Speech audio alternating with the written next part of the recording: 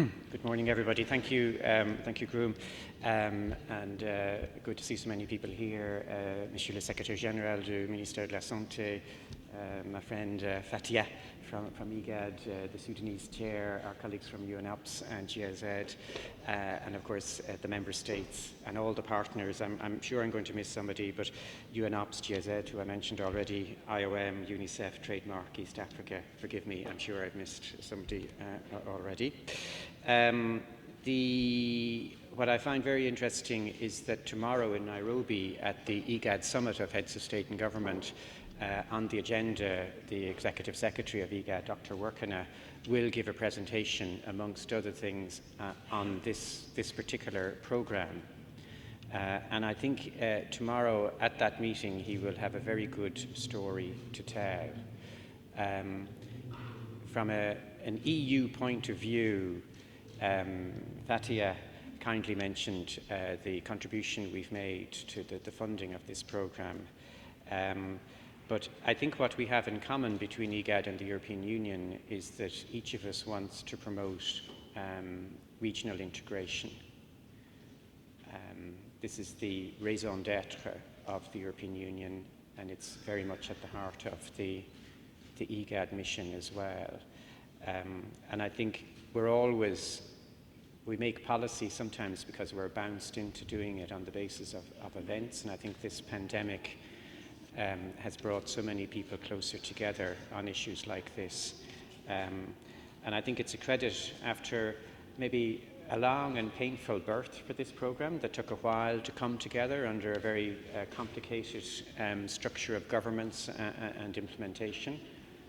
I really believe that the Executive Secretary will have a very, very good story to tell tomorrow in Nairobi when he talks to the heads of state and government. And that's a credit to you and to everybody in the room here this morning. And I think certainly from the EU perspective, we're very pleased to see that that's the case. And thank you. Thanks to all the partners. In your packs, you have statistics, and I'm not going to repeat the statistics you have in terms of pieces of PPE or PCR test machines or other statistics that are repeated there. You can see them for yourselves. But I think what we certainly need to be focused on is the number of lives saved as a consequence of working together in very difficult circumstances. Again, that's an achievement and often a very difficult thing to count. How do you know you've saved a life? But I'm convinced we have. Today, I think you have a very detailed programme on at a very technical level, and I suppose I won't delve into that, but I think I just want to wish you all the best in terms of the findings you'll make and the proposals that will come out of the meeting. But I think at this stage, the pandemic is far from over, unfortunately.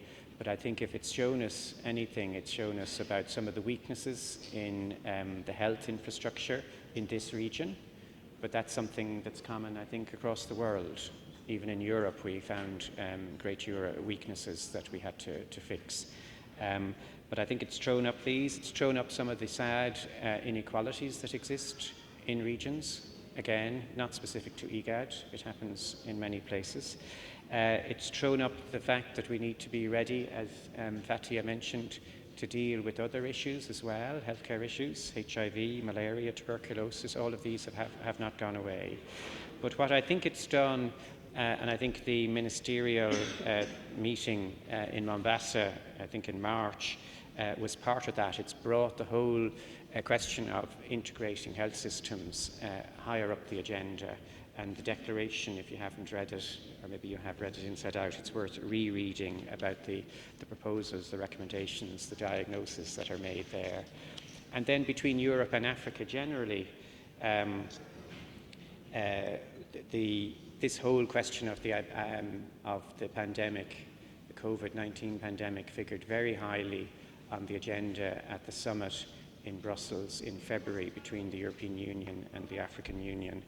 And part of the one element of the joint declaration from that meeting we made clear that the parties to the summit would support initiatives for pandemic preparedness, not specific necessarily to COVID-19. Pandemic preparedness, health security, and equitable access of quality essential services. So I think there's an enormous amount to be learned from this particular programme that we've worked on so well together in terms of what we will do next. And anything you can come out with today in terms of very specific recommendations and ideas will be very welcome. I'm going to stop there again just to thank everybody. If I can shout out and say thank you to a colleague of mine, Erica, who has worked in the delegation a lot on this as well. Appreciate that Fatih has mentioned her. I think it's been a very good partnership. And we're here to stay. We want to continue working with you as well on issues like this in whatever format we'll see the specifics of. Here in Djibouti as well, it's been impressive to see the level of delivery.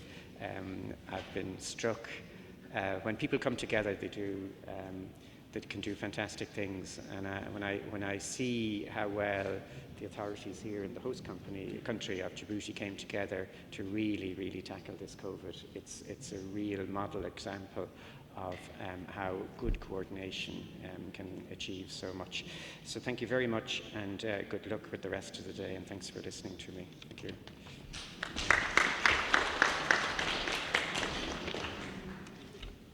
Thank you very much, His Excellency Ambassador Aidan O'Hara, the EU Ambassador, for his very enlightening and also touching very important points in this process. And I want to remind and tell you and inform you, all of you, that